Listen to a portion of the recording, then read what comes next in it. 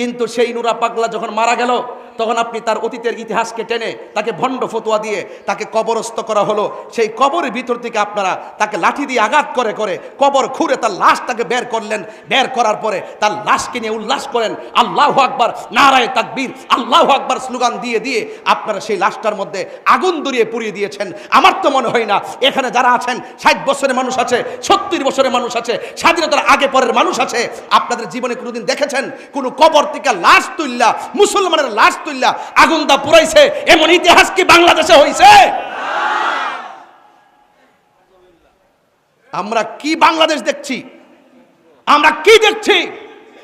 এই জন্যই বলে যে ইসলাম ছিল শান্তির ধর্ম, আজকে ইসলাম ধর্মটারে উগ্রতার দিকে নিয়ে যাচ্ছেন। ইসলাম একটি শান্তির ধর্ম, মানবতার ধর্ম। এই জন্য আমি বলবো, প্রশাসনকে বলবো, এই ঘটনার সাথে যারা জড়িত তাদেরকে অনতিবিলম্বে আইনের আওতায় আনার জন্য কথা বলেন, ঠিক না বেঠে? আমি যদি নেশা করি, আমি যদি জেনা করি, আমি যদি ব্যভিচার করি, আমি যদি কুফরি করি, আমি যদি মুশরিক হয়, তাহলে আপনার উচিত কি আমার নামে আপনি ধর্ম অবমাননার মামলা করা? কেউ যদি নবীর বিরুদ্ধে কথা বলে আপনার উচিত কি তার বিরুদ্ধে ধর্ম অবমাননার মামলা করা, নাকি আপনি তাকে ধরে মেরে ফেলবেন? একটি বর্বর ইতিহাস রচিত হয়েছে আজকে। আমি দেখেছি নুরা পাগলা নামে একজন মানুষ মারা গেছে। যদি তার জীবনে অন্যায় করে থাকে, তার জীবনে যদি শিরিক করে থাকে, তার জীবনে যদি ভণ্ডামি করে থাকে, তার জীবনে যদি কোনো ধরনের কুফরি করে থাকে, সরাসরি বহির্ভূত করে থাকে, সে যদি একদিন করে থাকে, 1 মাস করে থাকে, আপনি মুসলমান হিসেবে দরকার ছিল বাংলাদেশের প্রচলিত আইনে তার বিরুদ্ধে ধর্ম অবমাননার মামলা করে তাকে গ্রেফতার করানোর কথা বলেন, ঠিক কিনা? কিন্তু সেই নুরা পাগলা যখন মারা গেল তখন আপনি তার অতীতের ইতিহাসকে টেনে তাকে ভণ্ড ফতোয়া দিয়ে তাকে কবরস্থ করা হলো। সেই কবরের ভিতর থেকে আপনারা তাকে লাঠি দিয়ে আঘাত করে করে কবর খুঁড়ে তার লাশটাকে বের করলেন। বের করার পরে তার লাশকে নিয়ে উল্লাস করেন, আল্লাহু আকবার, নারায়ে তাকবীর, আল্লাহু আকবার স্লোগান দিয়ে দিয়ে আপনারা সেই লাশটার মধ্যে আগুন ধরিয়ে পুড়িয়ে দিয়েছেন। আমার তো মনে হয় না এখানে যারা আছেন 60 বছরের মানুষ আছে, 70 বছরের মানুষ আছে, স্বাধীনতার আগে পরের মানুষ আছে, আপনাদের জীবনে কোনোদিন দেখেছেন কোন কবর থেকে লাশ তুললা, মুসলমানের লাশ তুললা আগুন দা পুরাইছে? এমন ইতিহাস কি বাংলাদেশে হইছে? আমরা কি বাংলাদেশ দেখছি? আমরা কি দেখছি? এই জন্যই বলে যে ইসলাম ছিল শান্তির ধর্ম, আজকে ইসলাম ধর্মটারে উগ্রতার দিকে নিয়ে যাচ্ছেন।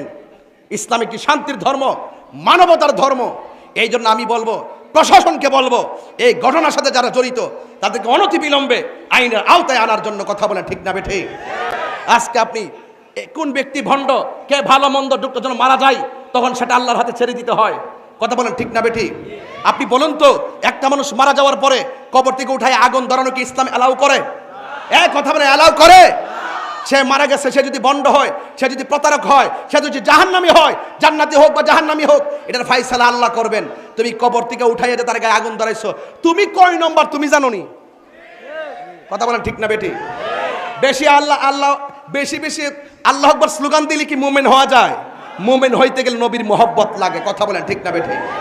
এই জন্যই আপনাদেরকে অনেক সময় ধর্ম ব্যবসায়ী বলে, এই জন্য আপনাদেরকে উগ্রবাদী বলে, এই জন্য আপনাদেরকে জঙ্গিবাদী বলে, এই জন্য আপনাদের প্রতি মানুষের আস্থা বিশ্বাস দিনে দিনে উঠে যাচ্ছে, সত্যিকার ইসলামটা কলঙ্কিত হচ্ছে, কথা বলেন, ঠিক না বেটি? যারা এই ঘটনার সাথে জড়িত অনতিবিলম্বে তাদেরকে আইনের আওতায় আনতে হবে, কথা বলেন, ঠিক না বেটি? আমরা দেখেছি বিগত 24 সালের 5 আগস্টের পরে আমাদের 90টা মাজারের মধ্যে আগুন ধরায় দেওয়া হয়েছে। সেদিন থেকে ওই দিন থেকে যদি সরকার তাদের লাগাম টেনে ধরতো, আজকে কবরের ভিতর থেকে লাশ টেনে আগুন ধরাই দিত না, কথা বলেন, ঠিক কিনা বলেন? আমাদের 95টা মাজারের মধ্যে আগুন লাগাই দেওয়া হয়েছে। এই দেশে ইসলাম এনেছেন আল্লাহর ওলিগণ, এই দেশে শান্তির বার্তা ঘরে ঘরে পৌঁছে দিয়েছেন আল্লাহর ওলিগণ। সেই আল্লাহর ওলির মাজার যখন আগুন লাগাই দিয়েছেন, বুঝতে হবে আপনারা ইবনু আব্দুল ওয়াহাব নজদির এজেন্ডা এই দেশে বাস্তবায়ন করতে চান, কথা বলেন, ঠিক কিনা? আহলে সুন্নাত ওয়াল জামাত এগুলো বরদাস্ত করবে না। শান্তিতে কথা বলি, ভদ্রভাবে কথা বলি, খানকায় বসে আমরা মুরাকাবা মুশাহাদা করি, আমাদেরকে রাজপথে নামতে বাধ্য করবেন না, বলে দিলাম, ঠিক কিনা বলেন? এই জন্য ইন্টারিম গভর্নমেন্টকে বলবো, অনতিবিলম্বে সেই উগ্রবাদীদেরকে আইনের আওতায় আনা হোক। আমি আশা করব সকল ধর্মবর্ণ যত দলের লোক আছেন প্রত্যেককে বলবো এই ঘটনার তীব্র নিন্দা জানানোর জন্য, কথা বলে, ঠিক না বেঠে? এটা অত্যন্ত দুঃখজনক। এই যে আপনারা ভৈরববাসী শান্তিতে আছেন, এই শান্তির বার্তা ছড়িয়ে দিবেন। আপনাদের মাঝে উগ্রতা নাই, নিন্দা নাই, হিংসা নাই এবং গীবত নাই। ঐক্যবদ্ধ থাকবেন, দেখবেন রসুল পাকের আদর্শ যদি হৃদয়ে লালন করেন, দেখবেন ইনশাল্লাহ এই সমাজ শান্তির সমাজ হয়ে যাবে। কথা বলেন ঠিক কিনা? তা আমার নবী দুনিয়াতে এসেছেন হেদায়েতের নূর নিয়ে। কথা বলেন না? আমার নবী এসেছেন অন্ধকার ঘর আলোকিত করার জন্য। আমার নবী দুনিয়াতে এসেছেন অন্ধকার হৃদয়কে আলোকিত করার জন্য। সেই জন্য আমি আপনাদেরকে অনুরোধ করব, রসুল পাক যা নিয়ে এসেছেন তা আমাদেরকে গ্রহণ করতে হবে। এখন বলুন, আমার নবী কি নামাজের পক্ষে না বিপক্ষে? আরো বড় করে বলুন, পক্ষে। এখন নামাজ আপনি পড়তে যান না, এই জন্য আমরা কি গিয়ে আপনার ঘরে আগুন লাগাই দিব? কথা কন না কেন? আপনার কাজ হলো দাওয়াত দেওয়া, মানা না মানা তার ব্যাপার। একবার অন্যায় করে যা কিছু করে তার বিচার আল্লাহ করবেন। আপনার যদি গায়ে লাগতো তাহলে আপনি তার বিরুদ্ধে অ্যাকশন নেন, আইনি পদক্ষেপ নিতে পারতেন। কিন্তু আমার মনে হয় এই সংস্কৃতিটা ভালো সংস্কৃতি না। আজকে হয়তো বা আপনি কাউকে তুলে আগুন ধরাই দিবেন, আরেকদিন এমনও তো হতে পারে আপনাকে তুলে হাড্ডি সহকারে গাঙ্গা বাসায় দিতে পারে। তাহলে কি সংস্কৃতি আপনি দেখাচ্ছেন? এটার নাম ইসলাম না। এইরকম আচরণ ইসলাম অ্যালাউ করে না। আল্লাহ আমাদের সকলকে বোঝার তৌফিক দান করুক। আমিন কর। আরো বড় করে বলেন আমিন।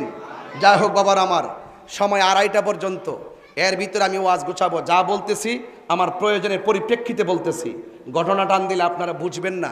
এই জন্য বলবো, আমার রসুল আজকে রাত্রে দুনিয়াতে এসেছেন, এই রাত্রটার দাম কম না বেশি?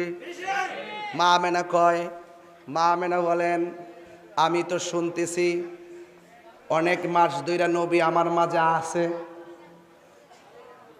মা আমেনা বলেন, অনেক দিন ধরে শুনতেছি নবী আমার মাঝে আসেন, নবী আমার মধ্যে আছেন, কিন্তু পেটে সন্তান আসলে অন্যান্য মহিলার পেট বড় হয়, অন্যান্য মহিলার পেট ভারী হয়, অন্যান্য মহিলাদের প্রসব ব্যথা হয়, কিন্তু আমার নবী যে আমার মধ্যে আছে, ব্যথাও কথা কন।